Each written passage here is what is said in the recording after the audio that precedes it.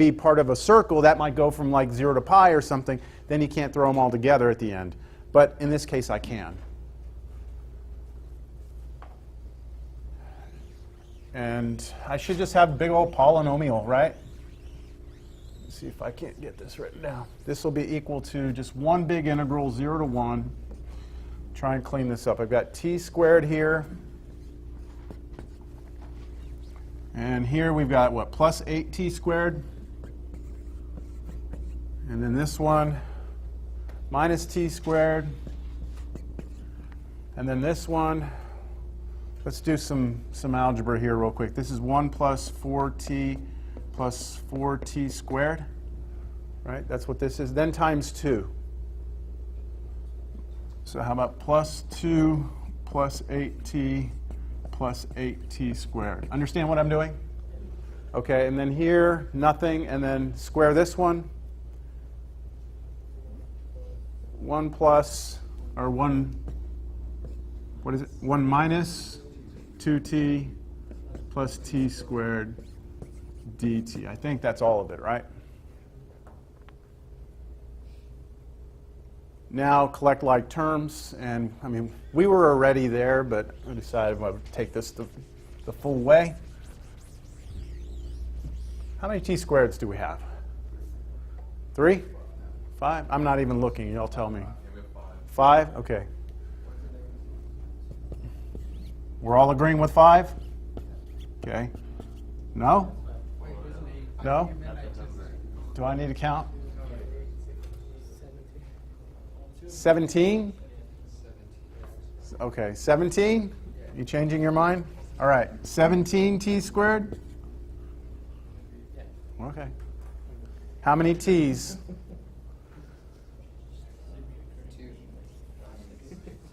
6 t's? And constant. We do have constant 3 dt.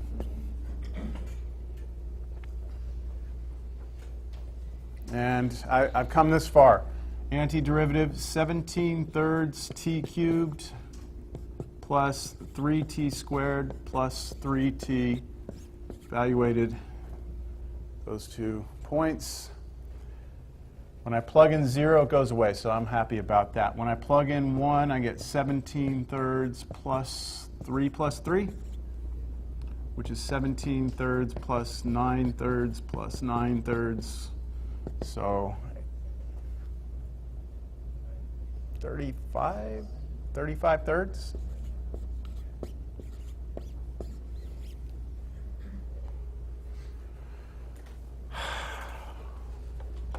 What does this number represent?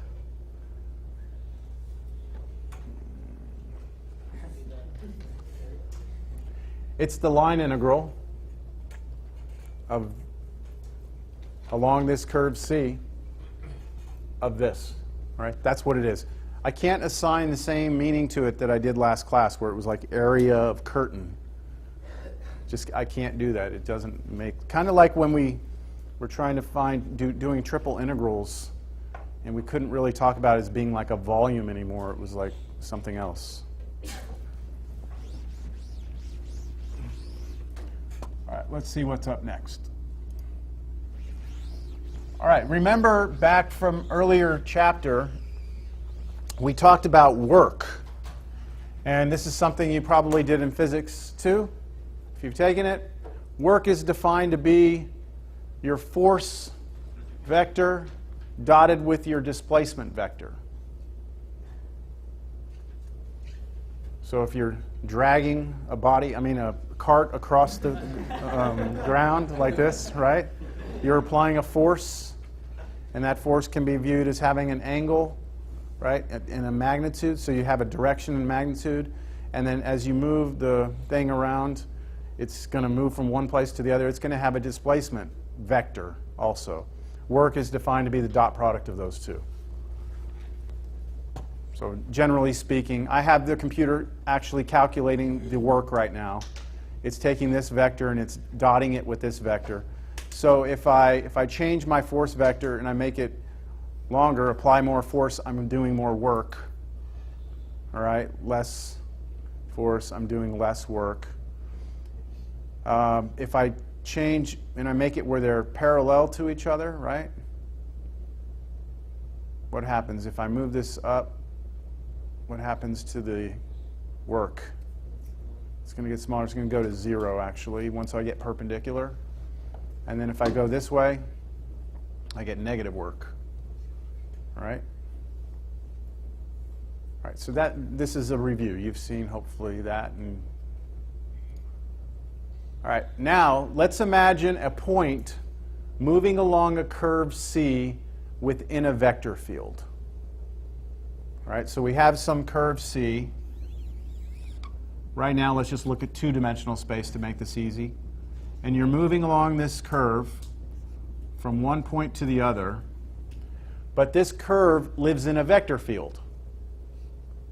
So remember, a vector field has nothing to do with this curve, right? You just have a vector field sitting here, which means that at every point, there's a vector, right? Every point, there's a vector. So at every point on this curve, there is a vector. There's a vector doing something. I don't know what it's doing because I don't even know what the vector field is. I'm just making it up. Okay, that's what's happening. But there's vectors everywhere.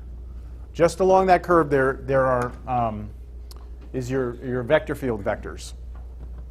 An example of that would be an electromagnetic field or a gravitational field. You know. Then the total work done by the field is the sum of all the work done at each point. So what we're doing is we're trying to move something from here through the vector field to some other point along the curve C. As I move, I have displacement, right? Yes, I'm displacing the point. And at every single point, there is a vector that represents the field vector. And so you can look at this as being like the F that's pulling it. And then you can say the distance we travel in this direction is the displacement, right? Understand? If we dot those two together right there, I'll get the work done right there. But see, there's a problem with that. How can you have work done at a single point? You have to have displacement, don't you? So what we do is we do it on the infinitesimal. We take an infinitesimal point. Well, that doesn't make any sense. We take an infinitesimal segment of the curve. So what can you tell me about this displacement vector? How do you think it's related to the curve itself? It is tangent, right? Do you agree that that black vector right there, which is pointing in the direction of my displacement, should always run tangent to the curve? So like when I get over here, my displacement vector should be running tangent like this. Then I have the force pulling me. So should I just take all these vectors, the blue vectors, the vector field, and just dot them with the tangent vector? Not quite, almost, because this tangent vector changes as I move. And does anyone remember how the length of this tangent vector relates to the curve itself? It's what? I think you were right, if I heard you right. Speed. It's the speed. Exactly. So the longer the vector is, the faster the particle is moving, right? So we don't want the speed to have an effect on the displacement, because speed and displacement aren't exactly the same thing. So what we do is this. First, we try and create all these black vectors. Let's just make them all unit length, so they all have the same length. How do we do that? So let me remind you, isn't this right here the tangent vector? Yes? What is capital T? That's this vector, the tangent vector, divided by its own length, right? Which gives you a unit vector. So let me start by doing that. I've got all my force field vectors out here, right? Vector field vectors. And then I have all these tangent vectors that are changing length, and I'm going to do this first to go ahead and make them all unit length. So they all have the same length of 1. Then I'm going to scale that unit length down to make it an infinitesimal. How would I scale this unit vector down to make it infinitesimal here? What should I approximate that little infinitesimal with? What do you think I should use? How long is that little infinitesimal, that little infinitesimal piece that goes from here? What could I use to approximate that little tiny little thing? The arc length, right? Isn't that how we approximated it last class? If we want to approximate how long this is, we just used a little arc length formula. So that's what I'm going to do. I'm going to take the tangent vector, I'm going to make it length 1, and then I'm going to scale that by the actual arc length infinitesimal, and that'll pull that back so that it'll give me the displacement. I hope that makes sense. That's exactly what we do. All right, so let me show you the formula on the next page. The picture I have of this, you can kind of see what I'm talking about. Well, maybe not. Oh. So there's a curve. There is a, I want these to point in the same direction. I guess that's not going to happen. Good enough, right there. So I'm moving from this point over across like this. So when I'm at this point right here, my vector field's pulling me in that direction, right? And this is my unit tangent vector. I don't want to use that length because that's not my displacement, right? But I can say it's pointed in that direction, but it's this little infinitesimal arc length.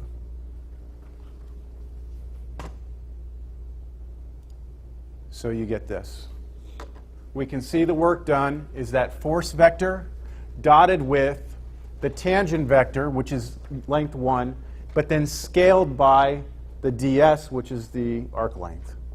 And if I rewrite this, right, moving the scalar to the other side using properties of dot products, this is equivalent to this. The total work done will be the line integral, right? The sum of all these little pieces of f dotted with t ds. Now what sucks about that formula is that in order to use it, you have to compute capital T, right? And capital T requires some work, doesn't it? Because you have to take the derivative of the curve function, you have to scale it by its own length, and that requires work, right? Understand that that would not be fun? But let me write this down. What is capital T? We said it was the derivative of r, right, over its own length, right? And then we have times ds. Now be careful here. This is a dot product. This is scalar multiplication. Okay, that's scalar multiplication. I forgot my absolute value here. But what is ds? What's ds? That was what? That is the arc length, but I just gave you a note that told us what ds was. Do you remember it was this? It was the square root of dx dt squared plus blah, blah, blah. But I said if we look at the curve as being r, that really is just what? The magnitude of r. Whoa. So this is just the magnitude of r of, magnitude of r prime, not of r, right? Because these are all the little derivatives. So this is the magnitude of derivative dt. And do you see what happens? These cancel. And so you get the cleaned up version of the work formula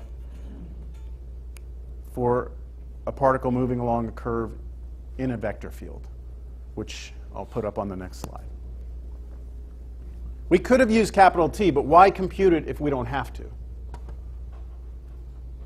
All right, so this is me basically explaining what I just explained on the board with this, that they get cancellation.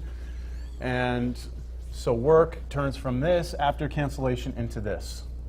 So all we're going to have to do, if somebody gives us a curve, right, and somebody gives us a vector field, and they ask us for the total work done, we're going to need to take the dot product of the derivative of the curve, which hopefully we'll be able to find the curve and then take its derivative. And then we'll have to dot that with the, what does this mean? The vector field with r of t plugged in. That's a little strange looking. Don't we just plug in the components into the... That's right. We're just going to take each component function of our curve and plug it into the components of the vector field. Because remember, as you move along the curve, right, as I'm drawing this curve, when I say I'm at that point, that means that there is a vector, r of t, that takes me from the origin to that point, right? Then there's a field. And the field, f, you need to tell me what's happening at that point, right? What's the field vector look like? Well, where are you? I'm at r of t. That's where I'm sitting. So you're going to plug that vector into that function, and that should spit out the vector for the field that's at that point. You'll see, but it's one of those things that's the notation's kind of strange.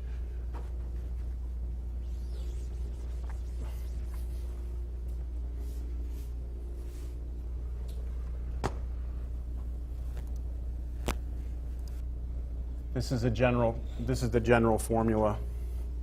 So there's one little thing that's different, which on the board right now, that I didn't have up before. So let me run through this. We call these line integrals over vector fields. What we were doing before were line integrals over scalar functions, right? We were doing line integrals where the f that we had in there was a scalar function. Now the function we have inside is a vector function, capital F. Suppose that f is a continuous vector field defined on a curve. And you have some way of parametrizing that curve. So you have generated the vector function that draws the curve. You also know what your restrictions on t need to be to draw the entire curve. Then the line integral of the vector function f along c is exactly what I just told you a second ago. All right? It's this dot the derivative of r with respect to t, limits are a and b. So that's exactly what I had before. This is where it came from, isn't it? That's the idea of scaling the tangent vector and all that crap. But this over here is the new notation for it. This is the notation. And what I want you to see from this is that, do you remember how ds before d little s represented the arc length? So it was the square root of all that junk. Now, when we see this, dr, and not dr scalar r, dr vector r, right? D vector r means this.